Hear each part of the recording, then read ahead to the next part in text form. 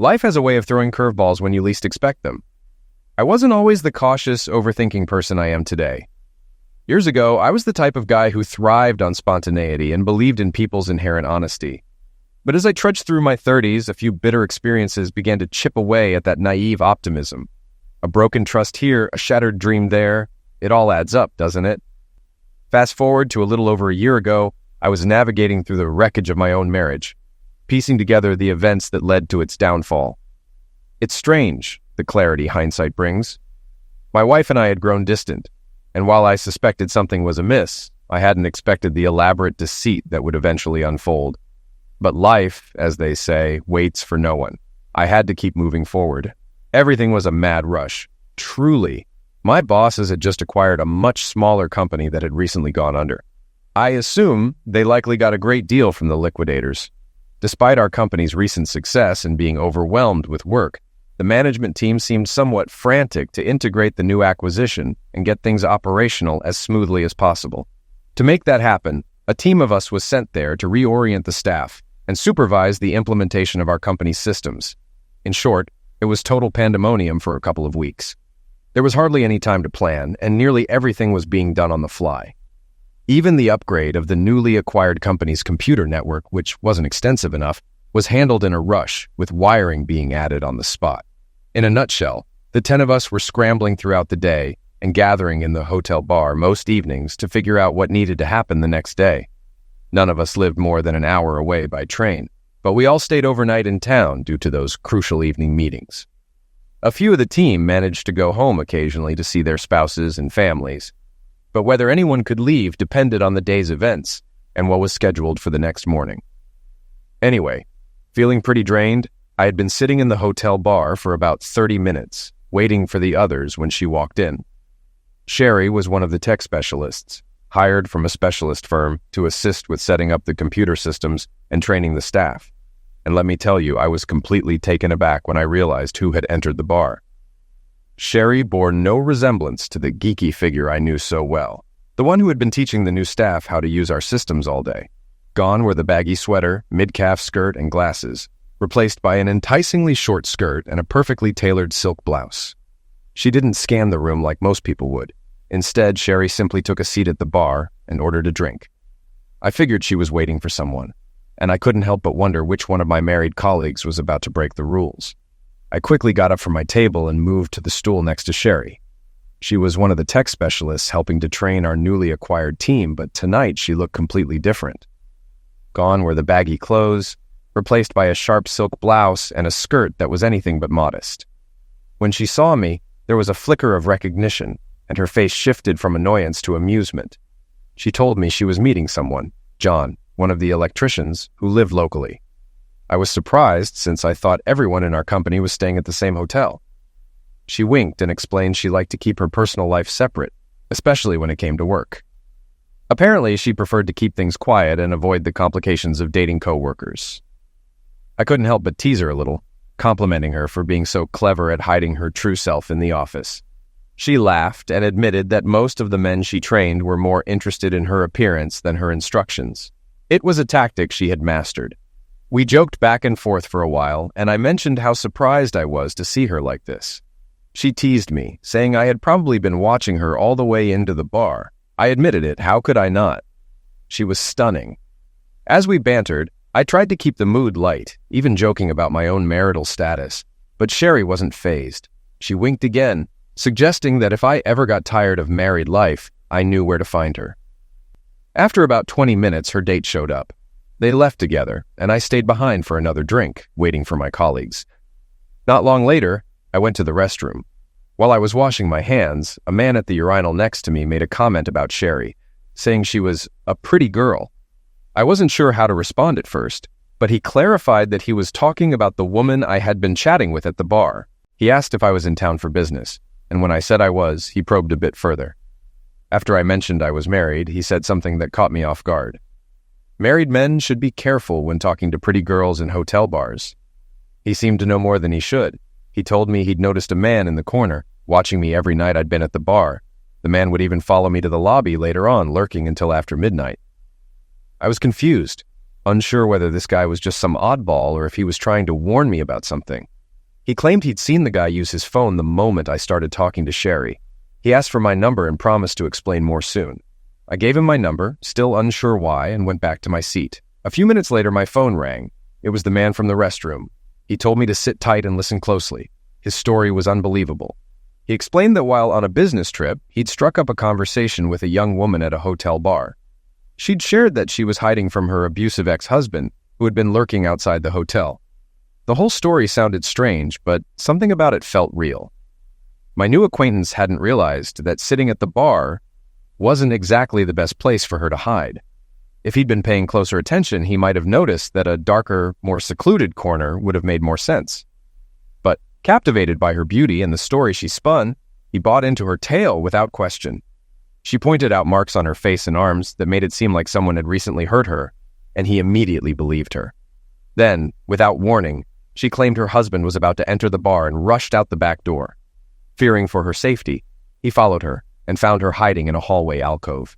After some back and forth, he suggested she take a room for the night, but she refused, saying her ex might see her if she entered the lobby. Eventually, they agreed that she would take his room key and hide there while he booked her a separate room. Once she had the key, she thanked him with a hug and a kiss on the cheek before he led her to her room and returned to his own. The next morning, he didn't see her, and he shrugged off the incident, thinking it was just an old-fashioned act of kindness. He felt proud of himself for being the knight in shining armor, but the situation quickly escalated. A few days later, while unpacking his suitcase, his wife found a pair of women's underwear at the bottom of it. The fallout was immediate. Divorce papers followed, and in them, his wife claimed that he had had an affair with the woman in the hotel room that night. There were even photographs of him with the woman, entering and leaving his room, and one of them at the bar. He insisted it was all a setup. He believed his wife and her lover, who turned out to be her former boss, had orchestrated the whole thing. Although he had no proof, he was convinced they'd been seeing each other after their separation. His wife had accused him of threatening her, and he wasn't allowed near the house. Meanwhile, the other man was living in the house with her, while he was stuck with child support, alimony, and maintenance payments. When he finished venting, I asked, "What does this have to do with me?" He pointed toward the corner of the bar and asked if I was sitting at my usual table. I confirmed I was, and then he told me to look carefully at the other end of the room. There was a guy sitting in the corner, mostly hidden behind a large plant. I glanced over and saw him, though it was hard to make out who it was. "Yeah, I see him," I said. The man explained that the guy had been watching me for the past few days. He seemed suspicious and was likely part of the same setup that had ruined his life. He warned me not to get caught up in something like he had. I was skeptical, but the guy seemed genuine. He continued, saying that the man was not a guest at the hotel, but had been following me into the lobby each night and leaving around 1 a.m. I dismissed it at first, brushing it off as coincidence.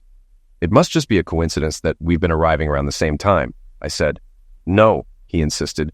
"He doesn't stay here. He leaves after 1 a.m., but I can prove it. Finish your drink, then go to the Plume of Feathers, just a short walk away.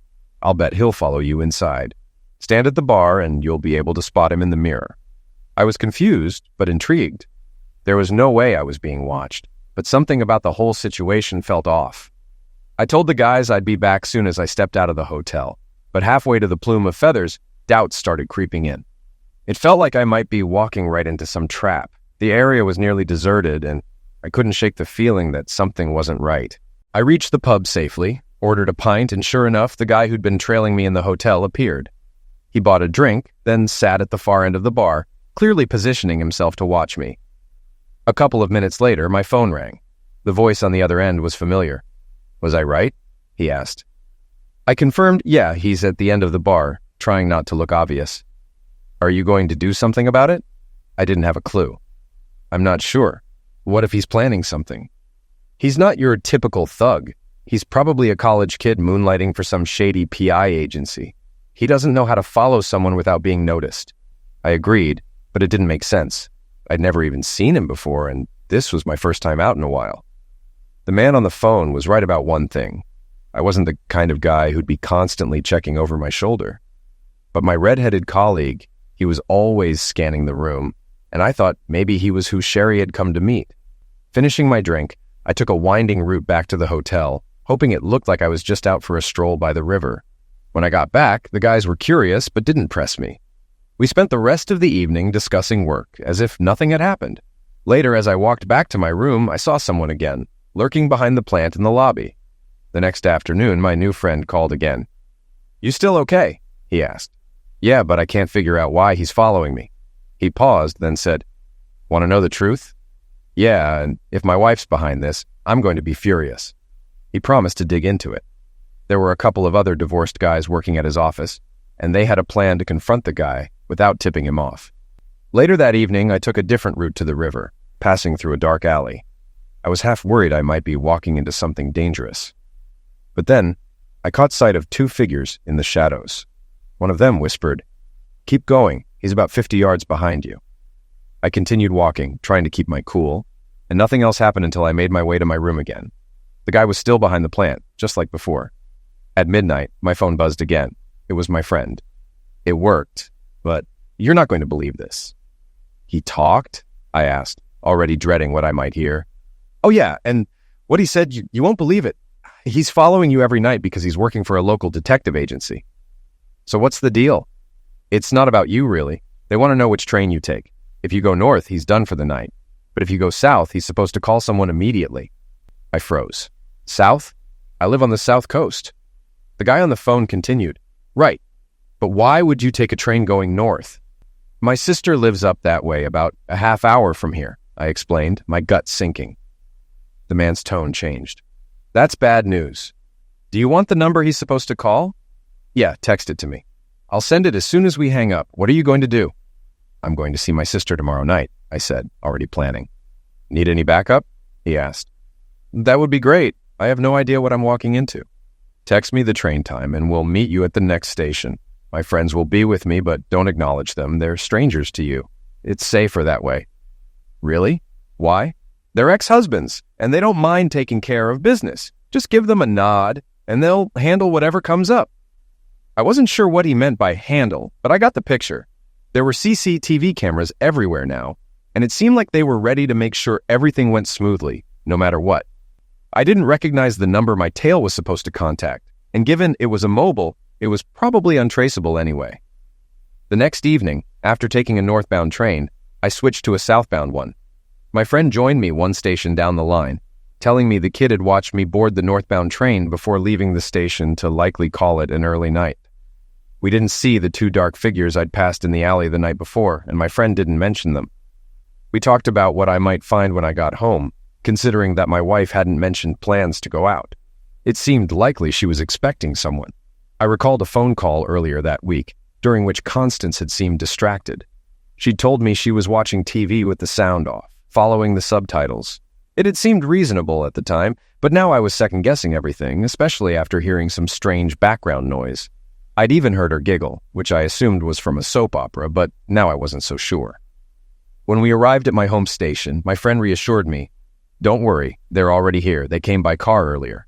We headed toward my house, and for a moment, I thought he was talking to himself. Then I realized he had a Bluetooth earpiece, likely talking to the figures who were still in the shadows. He told me that Constance was alone for now, but expecting someone. He was certain because she'd opened the garage door and moved our car out into the street. "It looks like her visitor plans to stay the night," he said. We spent some time window shopping in a part of town where we couldn't be seen from the street until my friend got the signal that it was go time. We made our way to the house. My friend stopped me before I did something rash, like charging in without thinking. He explained that this wasn't likely the first time Constance had had someone over, so barging in now wouldn't do much good. We needed to give them time to settle into whatever they were doing so I could gather evidence for a potential court battle. Given his experience, I trusted his judgment and waited. After about 20 minutes, my impatience took over, and I snuck up to the rear lounge window. Constance had been proud of the new curtains, but they'd shrunk after washing, leaving a gap. As I peered inside, what I saw made my stomach turn. There she was, stark without clothes, kneeling between the legs of Tony Copeland, a local council member and the prospective parliamentary candidate for the upcoming general election. He was one of the last people I would have expected her to be with, and the sight left me in disbelief. Constance had always claimed she found BJ repulsive, yet there she was, performing it. I recognized Copeland because Constance had been involved in his election campaign, though not as a die-hard supporter. Ever since, I'd wondered if their affair had started because of that campaign, or if her involvement in politics had been a result of their affair. But it was a question I'd likely never get an answer to. Before I could process everything, my friend pulled me away from the window. The last thing I saw was Constance's head bobbing up and down as Copeland tangled his hands in her hair. My anger flared, but what made it worse was the fact that Constance had always claimed to be repulsed by the very act she was now engaged in. Once we were safely out of sight of the house, my companion handed me a small video camera with a lanyard to wear around my neck. He explained that once we were inside, I needed to keep the camera focused on Constance and Copeland. If Copeland attacked me, I was to drop the camera and defend myself. The camera would still record, even if it hung from my neck. He stressed that I was not to make any threats of physical violence, no matter what. If he comes at you, do what you need to do, but don't strike first, he said. I'll keep this camera on both of them and you. We'll have proof you didn't initiate anything. 2 cameras? I asked, surprised. Yeah, I sell video equipment wholesale. Didn't I tell you? No, you've told me nothing about yourself. I don't even know your name. Better that way, if things go south later on, he shrugged. After sneaking into the garage and deflating Copeland's car tires, we slipped through the fire door and into the kitchen. From there, we could clearly see and record the action in the lounge, where Copeland was now returning the favor to Constance. I had to fight every instinct not to rush in and do something I'd regret, like kicking Copeland's head in.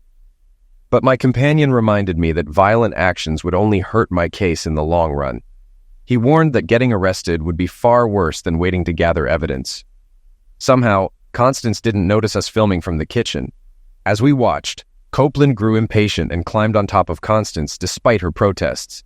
You haven't even gotten me off yet, she complained, but Copeland ignored her, saying he couldn't hold back any longer.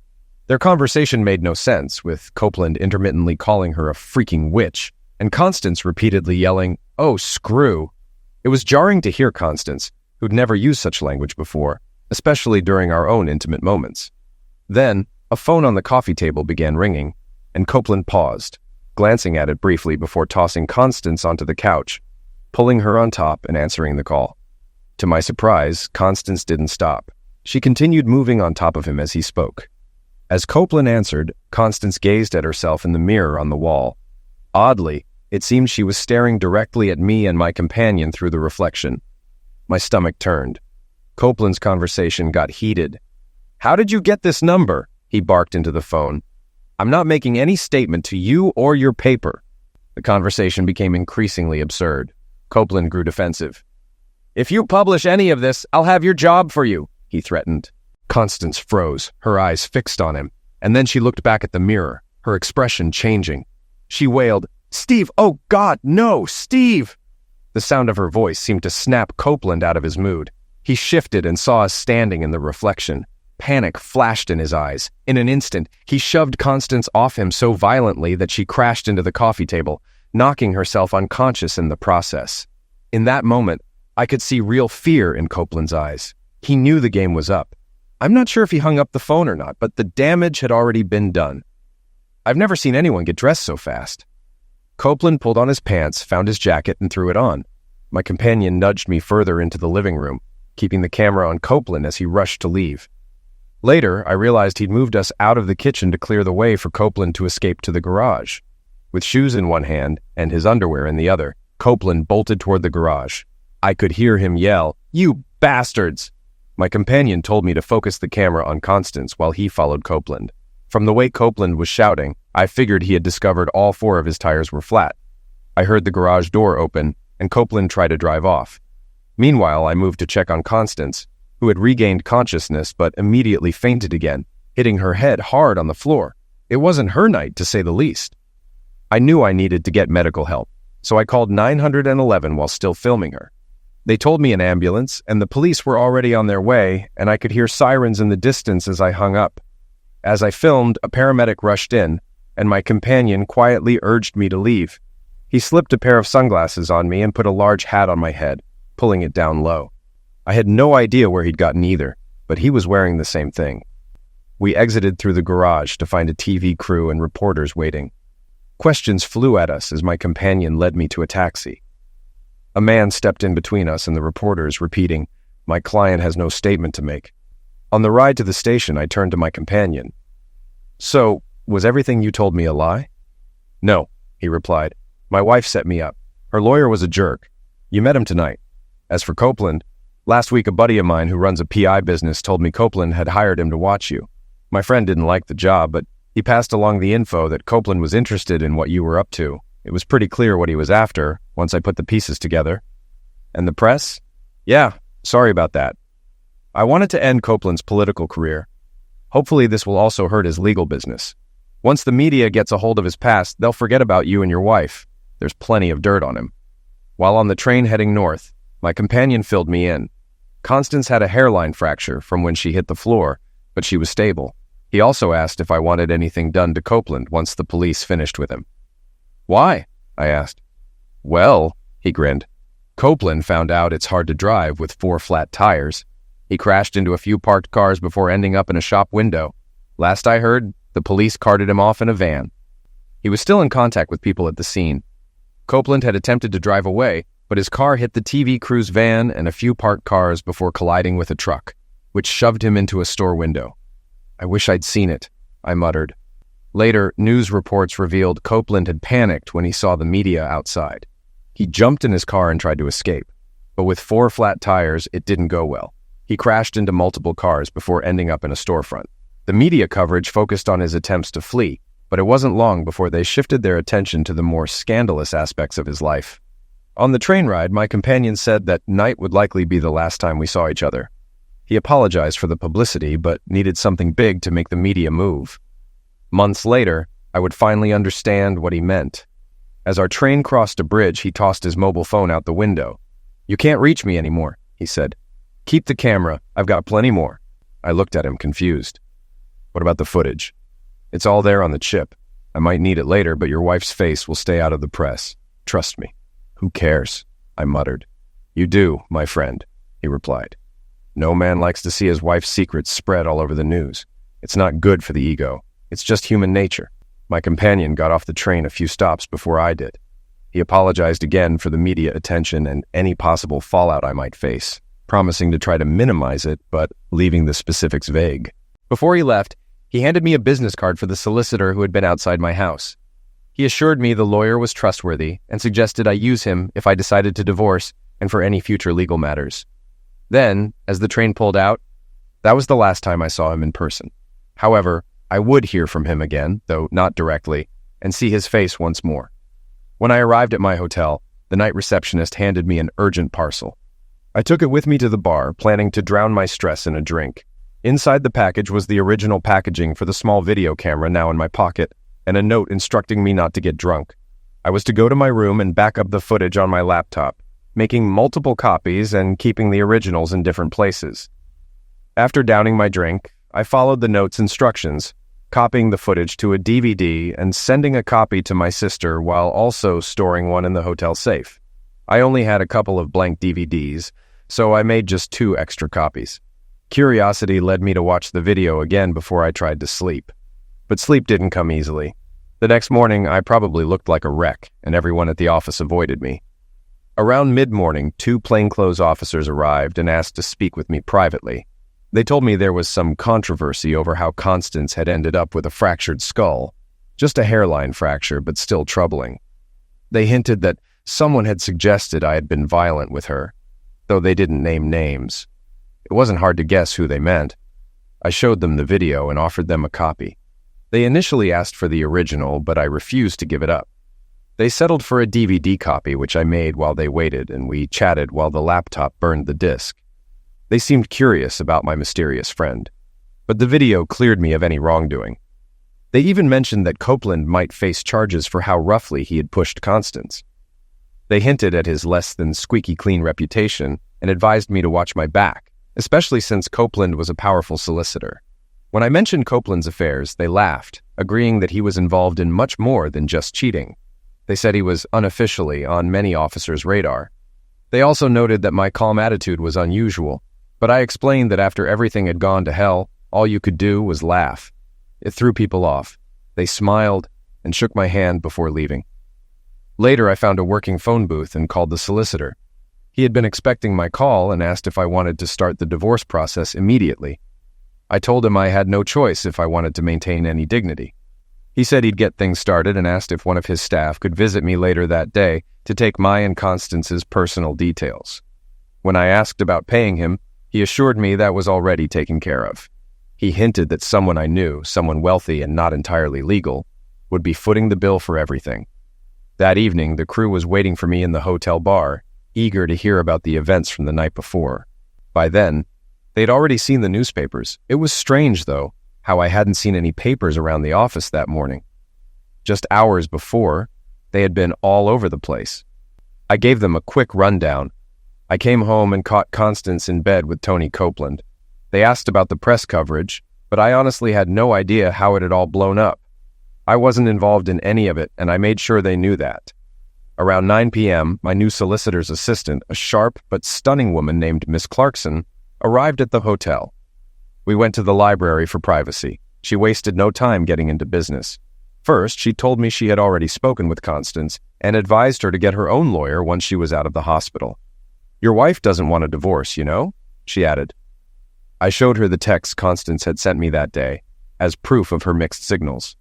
Miss Clarkson also explained that Copeland had been pursuing Constance for some time, although she claimed they only slept together recently.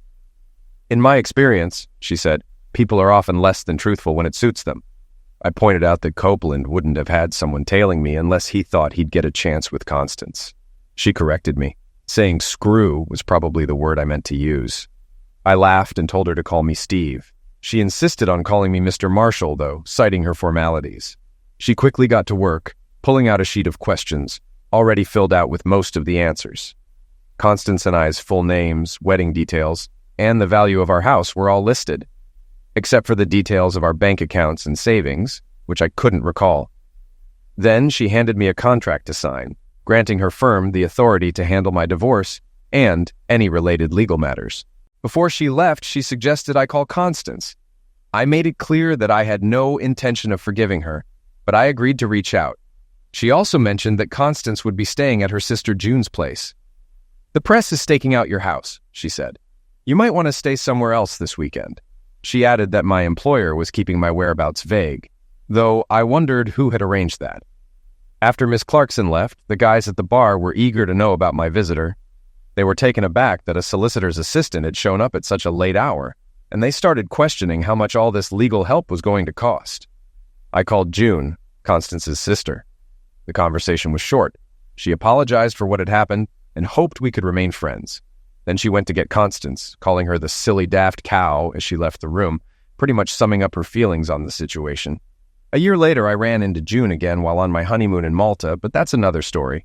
The press didn't find me until after the weekend I spent with my sister's family. They were very supportive and didn't ask for details. They'd likely seen everything in the papers already. When I returned to the hotel on Sunday night, I was served with an injunction. I didn't understand all the legal jargon, but Miss Clarkson explained that Copeland had obtained a court order preventing me from releasing any media from the evening in question, the night I caught Constance and Copeland together. I told her I hadn't released anything and didn't plan to. She reassured me that someone else had, and they were trying to embarrass Copeland. "You might be summoned before a high court judge tomorrow morning," she said, but she added, "Don't panic, we've got it covered." I asked, "What can a high court judge do to me? Send me to prison?" Miss Clarkson's response was calm. "Yes, but don't worry. We've covered all the angles." On a Monday afternoon, I found myself in the dock, facing a furious judge. I didn't speak. My team of lawyers, in their formal wigs and robes, handled all the dialogue. They told the judge that an anonymous person had possession of 2 recordings, similar to mine, filmed at the same time. To my surprise, a police photographic expert confirmed that the images weren't even from my footage. The 2 pictures, somehow leaked to the national press, depicted Tony Copeland. In one, he was peering around Constance's without-clothes body with a look of surprise, and in the other, he was putting his pants on while she lay unconscious on the floor behind him. Both images were taken in a way that Constance's face was either cropped out or blurred, making her unrecognizable. The judge, initially skeptical of my claim that I didn't know who the mysterious man with me that night was, eventually accepted my lawyer's arguments. He reminded me that a court order had temporarily banned the publication of any recordings made that evening. Once the judge wrapped up, I was allowed to leave, though navigating the swarm of reporters outside was a struggle. Copeland had sought an emergency injunction, arguing that he expected privacy inside a private residence. The media fought back hard, and I suspect my lawyers helped them. When the case came before the full court, the judge dismissed the injunction, ruling that since the property was mine and Copeland wasn't a resident, he had no reasonable expectation of privacy in the common areas. Additionally, because I was involved in the recording, Copeland had no right to block it from being made public. Despite the legal battle, the press coverage of the story only grew. Every major outlet featured the images, and the sensational headlines like "Caught in the Act" and "A Coward's Retreat" painted Copeland in an unflattering light. It was clear the person who had leaked the photos was meticulous in ensuring Constance's identity stayed hidden. After the court drama, life settled back into a routine. I finished my second week at the new office, then went back to my house, only to find I couldn't stay there. I moved into a small hotel nearby. Meanwhile, Miss Clarkson contacted me to let me know Constance's lawyer had reached out. It seemed the press had found her, and she was under heavy scrutiny. The lawyer also shared that Constance wasn't seeking a divorce, but would agree to the terms I had proposed if I insisted. It seemed like she was just trying to get the whole thing over with, perhaps hoping the press would leave her alone afterward. But by the time our divorce actually came up, the media had already moved on to other stories, although it did get some coverage in the local papers. We had agreed to divide everything evenly, provided Constance admitted her affair caused our marriage's breakdown. She also agreed to testify if I pursued further legal action against Copeland. Unexpectedly, Constance's legal team asked if I would testify in her upcoming case against Copeland. Miss Clarkson explained it was likely a personal injury lawsuit, and the video would probably be enough to settle the matter out of court. I never heard anything more about it, so I assume that's what happened. The house sold pretty fast. Well, the market was in a great state at the time. Constance had already come by to grab the few things she wanted, and I put the rest into storage until I found a place I liked. But honestly, I couldn't bring myself to start looking. Staying in a hotel may not sound like much fun, but you get used to it. It's less hassle, no need to cook or clean, and it ended up being cheaper than paying a mortgage. Plus, I had free parking right in the heart of the city. Every so often, a reporter would track me down, and I didn't mind chatting with them. They didn't seem too interested in Constance or me, though. They mostly asked about my mysterious friend. Unfortunately, I didn't have anything to share. A few reporters I got along with well told me they believed there was more to Copeland's story, something that hadn't come out yet, and they thought it might involve my elusive friend. I passed their cards to Miss Clarkson. By then, though, she claimed not to know anything about the man personally. That didn't quite line up with some of her earlier comments, but she did specifically use the phrase personal knowledge. I'm not sure, but it could have been 2 or 3 months since that night. Doesn't really matter. Anyway, I was sitting at my desk like I usually did, staring at my computer screen, when my desk shook as someone hopped up onto it. I turned to my left and saw a pair of knees in gray flannel. Looking farther down, I noticed those flannel pants stretched all the way down to a pair of Nike sneakers. Moving my gaze upward, I spotted an oversized blue sweater, messy mouse-brown hair, and a pair of giant black horn-rimmed glasses. "Hey, handsome, what's a nice guy like you doing in a dump like this?" Sherry asked. "Hey, Sherry, long time no see. What are you doing around here?" I replied. Sherry explained that our company had become one of her employer's biggest clients, so she was assigned to visit once a month. She was supposed to circulate and talk to the workers in different departments, just to see if anyone had suggestions for making things easier on the job. "So, what can I do for you? Everything's fine on my end," I said. "Yeah, you'd be the first to tell them upstairs if something wasn't working out." "But no, Steve. I'm here to collect a debt." I wasn't sure what expression I had on my face, but whatever it was, it made Sherry laugh. Then she reminded me that I owed her dinner. I was taken aback, but she quickly explained that I had once told her I couldn't take her out because I was married. However, based on what she'd been reading in the papers, it seemed I was no longer married. Almost single, in fact. I feigned confusion, trying to remember the conversation from that night at the hotel bar. She wasn't buying it, and with a playful tone, she urged me to stop pretending. I kept up the act for a moment, but eventually agreed to go out. I hadn't been out in weeks, so a night out might do me some good. She wasn't picky about where to go, just somewhere simple since she had a train to catch at 9. I jokingly expressed disappointment at how early her train was, but she quickly shut me down, insisting that dinner was all she was after. As she left my desk, she told me she'd be waiting for me in reception when I was done.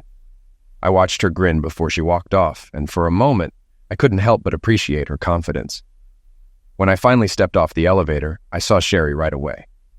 Her transformation was striking. There was no missing her now. I'm sure any man who had walked through the reception area while she was waiting had noticed her, and most of them probably wished she was there for them. 2 security guards, both in their late 50s or early 60s, were clearly smitten by her. As I got closer, she excused herself from their conversation and grabbed my arm. Without skipping a beat, she asked where we were going, and I told her I needed to stop by my hotel to change first. But she was having none of that. She was in a hurry, and there was no time for detours. Her train left at 9, and we had a lot to catch up on. Reluctantly, I agreed to go with her, and one of the security guards insisted on carrying her bag. We made our way to my car. After we stashed her hold-all and briefcase in the trunk along with mine, I drove us to a pub just outside town I knew served food all day. We had a relaxed meal while we talked. Sherry didn't so much demand I speak as she encouraged me to get everything off my chest. I'm not sure what it was about her, but I felt like I could talk to Sherry, and I knew that anything I shared with her wouldn't be common gossip the next day. After I spoke, Sherry surprised me by shifting gears and getting straight to the point. She told me that I needed to make some changes in my life. The women in the office had noticed that I wasn't the same carefree person I used to be, and while they understood why, they missed the old Steve, the one who brought laughter and fun to the workplace. Sherry pointed out that for years, I had been the go-to person in the office when it came to advice, whether it was helping women pick out gifts for their partners or giving them advice about their relationships. Even some of the guys used to come to me for guidance on their marriages. She reminded me that unofficially, the women in HR told newcomers that if they had issues with any of the office gigolos and didn't want to file a formal complaint, they should come to me for a chat. But now, Sherry said, things had changed. No one seemed to talk to me anymore. I was walking around the office like I had a permanent bad mood, and people missed the old Steve who was easygoing and funny. She knew I was upset, but living in a hotel and isolating myself wasn't helping. She suggested that I get back out there, start dating again, maybe even ask some of the women in the office out. I hesitated, reminding her that she'd once told me it was a bad idea to date work colleagues. She smiled and reminded me that she had asked me out tonight, not the other way around. I finally understood her point. She said I needed to find a flat, get out more, and enjoy life again. She even joked about how she stayed away from office romances herself, but not for the reasons I might think. She didn't want to be misunderstood. I disagreed with her, of course, telling her she could never look cheap. Then she ordered her dessert, but not the most expensive one on the menu. After that, we ended up talking about Sherry's life. She was 22, which surprised me. I'd always thought she was younger, maybe 19, which now seemed a bit silly. I realized I'd known her for about a year and a half, ever since we opened the office in Wales. I hadn't really seen her as someone close to my age, partly because of how she dressed, more youthful, almost like a perpetual teenager. But that evening, when she dressed up for the young electrician in the hotel bar, I had finally seen her in a different light. After dinner, I drove her to the station for her train, and she thanked me for a great evening, saying we should do it again sometime. I must have agreed. The next day at work, I made an effort to smile more, even if it didn't come naturally at first. It seemed to work. After a couple of days, people no longer hurried to leave the break room when I entered, and those who'd been avoiding me started stopping by my desk to chat again. During lunch that day, I visited a few real estate agents and got a list of local furnished flats for rent. I wasn't quite ready to buy, but I figured renting would be a good step. If living alone didn't work out, I could always go back to the hotel. That Thursday, I received an interesting call from Miss Clarkson. She opened with an offer. "How does $250,000 sound to you, Steve?" I was confused at first, so she explained that Copeland was upset about the negative press and had something to hide. The media buzz was dying down, and now they were considering a possible alienation of affection lawsuit. Constance's legal team had likely threatened something similar, but it wasn't certain. Initially, Copeland's people had offered $50,000 to make the issue go away, but now the offer had increased to $250,000. There might even be room for more if they pushed it further. I encouraged Miss Clarkson to take the offer and squeeze them for all they could get, but I also suggested settling out of court. While Constance wasn't my favorite person, I didn't want to cause more embarrassment, especially in a public trial. She agreed, noting that the press would probably get wind of the settlement anyway. We both agreed that an undisclosed sum was as close to admitting guilt as Copeland could get, though I didn't quite say it in those words. Within a few days, Miss Clarkson informed me that I would soon receive a payout of £300,000 once I signed the necessary documents. I immediately went to her office to finalize everything.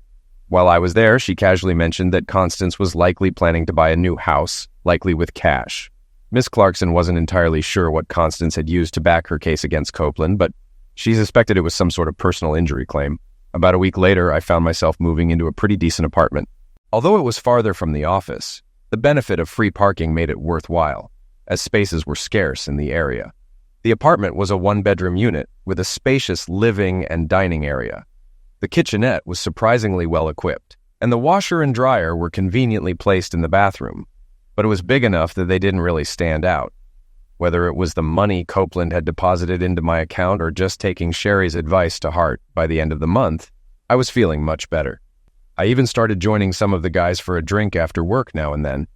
One afternoon, while showing my boss Bob and a new colleague a spreadsheet I had been working on, my computer suddenly froze and the dreaded blue screen appeared. Text started appearing one letter at a time in the corner, and I quickly realized it was Sherry messaging me. Panicking, I tried to manage the situation without causing a scene, but Bob, curious about the interruption, began typing a reply himself. Sherry confirmed our dinner plans for that evening, and the exchange ended as quickly as it had started, with my spreadsheet reappearing. Bob brushed it off, commenting that Sherry seemed like a nice girl. Our new colleague, clearly confused, asked who she was, and Bob jokingly encouraged me to stop overthinking the age difference between us. We resumed working, but half an hour later, the screen froze again, this time with a message from Sherry asking if I would join her for lunch. Bob, without missing a beat, confirmed that I'd meet her at reception. I was slightly irritated by his interference, but knew I couldn't say no. Bob insisted that I had no reason to turn down a request from a lady, reminding me that the old me would have agreed without hesitation. We got back to work, and I couldn't help but wonder if Bob was right. I soon figured out why Sherry had asked me to lunch. She brought a colleague with her, a guy who clearly had an interest in her. He wasn't too thrilled to see me there, likely disappointed to learn that Sherry and I were having dinner later, so he wouldn't be traveling back with her. Sherry did a good job of keeping her distance from him. Though I was surprised, he didn't seem to take the hint. Perhaps he thought too highly of himself, which isn't uncommon for some younger guys. Later, when Sherry wasn't around, I took the opportunity to speak to him privately in the server room. As I walked back to my floor, I realized it had been quite a while since I'd had to deal with one of the office ladies' men. When I met Sherry in reception that evening, she looked just as great as always. The security guard was kind enough to carry her bag to my car, and Sherry told me her lunch companion was new to her company but knew her from college. She also thanked me for whatever I had said to him earlier that day. Later we went shopping, though I spent more time waiting around than actually enjoying myself. After a long day of shopping, we grabbed a quick meal at a fast food place. By the time we finished, I was exhausted from all the walking. I'll admit, I did enjoy watching Sherry try on outfit after outfit, especially the skirts that seemed to get shorter with every change. It got to the point where I had to tell her. One of the skirts was bordering on inappropriate, and of course, she bought it anyway. If I'd known that earlier, I wouldn't have been so hungry when we finally sat down to eat. Over the next 6 months, my divorce was finalized, and I began adjusting to life on my own. I still hung out with some guys from the office occasionally, but most of them were younger and looking for fun. While I wasn't exactly uninterested in dating, I just couldn't find anyone who caught my attention. My regular outings with Sherry, though, became a routine. While I wouldn't call them dates, they were definitely a chance for us to talk. Sherry would tell me about her life, and I'd share bits of mine. She often teased me for not asking certain women out, thinking that if I mentioned them, I must be interested. It wasn't that I wasn't interested. It was just that dating didn't seem appealing anymore. I was starting to feel my age. One morning, as I walked to the office, a headline in the newspaper caught my eye. Copeland had been arrested the day before. I bought a copy and skimmed the article, though it didn't say much due to sub judice laws. Copeland had been charged with conspiracy and perverting justice, along with a long list of others who were also arrested. Several ex-spouses had been caught up in the scandal, one of whom faced multiple perjury charges. The article mentioned that several more individuals were expected to be extradited, and that 12 divorce settlements were being reviewed due to possible fraud. It seemed that Copeland's case involved a pattern of women, including one in particular, making false claims about affairs with husbands and wives, leading to significant financial settlements. A few days later, I saw my mysterious friend again in the background of a news clip. The report confirmed that Copeland and his co-conspirators had been found guilty. The next day, Sherry showed up unexpectedly. Usually she came by on Thursdays, but it was a Tuesday. She had theater tickets in hand and immediately invited me out to dinner, followed by a show. Despite the late hour, she insisted she wouldn't miss her train, promising her dad would pick her up if necessary. Dinner and the show were great, but when we arrived at the station, we realized that there were no trains heading north until 5 a.m. Sherry cursed when she realized she'd missed the last train by a few minutes. She quickly decided that she'd just stay over at my place, claiming she'd take the sofa even though I offered her my bed. After some back and forth, I finally relented, but only after she insisted she would rather sleep on a bench at the station than force me to give up my bed. At my flat, I set up a bed for Sherry on the sofa, using an old sleeping bag I had stored in the car.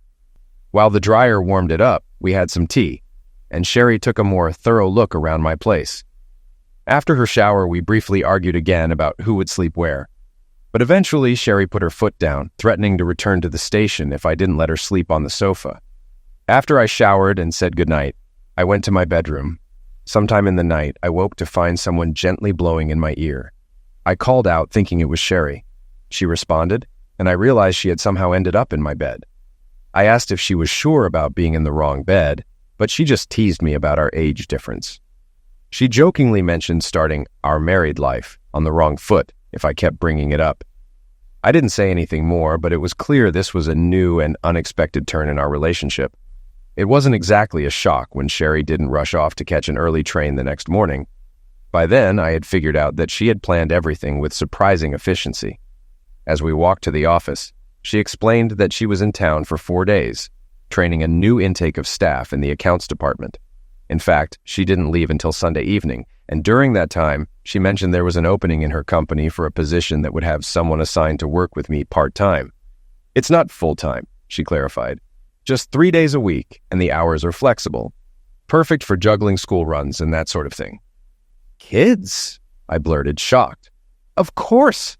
I'd like to have at least 2, and you'd make a great dad, Steve. Well, that's a relief. For a second, I thought you were going to say 12. I joked.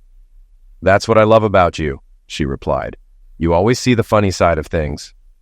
We were on our honeymoon, in that peaceful in-between moment when you're too wired to sleep, but too exhausted for round 2. As we lay there, I couldn't help but ask, Sherry, how long had you been planning to marry me? She laughed softly. Good question, old man. You could say it all started when I saw that headline about your ex-wife and Copeland in the papers. That early? I asked, surprised. Yes, but if you want to call me devious, you might even wonder about my choice of that particular hotel for dinner with John. I had my eye on you for a while, Steve. I'm going to have to keep an eye on you, huh? Yes, old man, but don't confuse me with Constance. When I know what I want, I go for it, and I won't risk losing it. I mentioned earlier that Sherry and I ran into June on Malta, and she shared some interesting insights. June told me she had always thought Constance had a submissive side, which Copeland must have recognized and manipulated. From following the news, June believed that many of the women caught up in Copeland's divorce scheme seemed to have been under his influence in some way. I hadn't paid close attention to the details of the case, so this was new to me.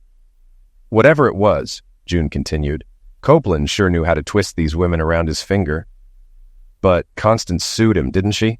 I pointed out. June nodded. Constance is my little sister, Steve. I've always taken care of her, and maybe that's part of the problem. I pushed her into that court case. I don't think she would have had the courage to follow through on her own. But when Copeland caved and settled out of court, that was a relief.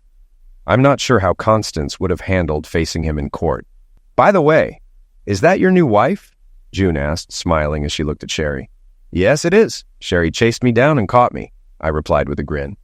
June's smile widened. She made a very good choice.